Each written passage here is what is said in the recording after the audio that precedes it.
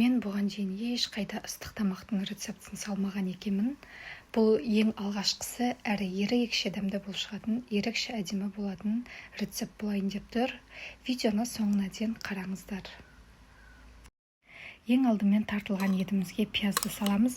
Мен пиязды блендерге салып алдым, және де оның үстінен панировочный сухари және бір жұмыртқа, дәміне қарай тұз, бұрыш, паприка немесе басқа да приправаларды қолдансаңыздар болады.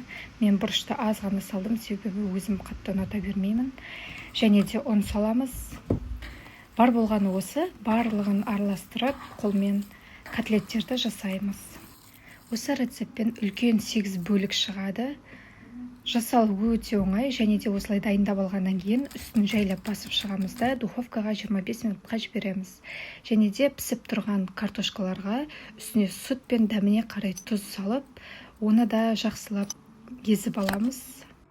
Кейін бөлек ыдысымызға таза су құйып, оның үстіне томат пастасын саламыз, және де аздап тұз бен сүт құямыз. Жақсылап араластырып, оны бөлек алып қоямыз. Және де піскен котлеттеріміздің үстіне пюрені салып, оның үстіне сырды саламыз, және де осы жаңағы томат пастасы араласқан суымызды құйып, духовкаға 20 минутқа жібереміз.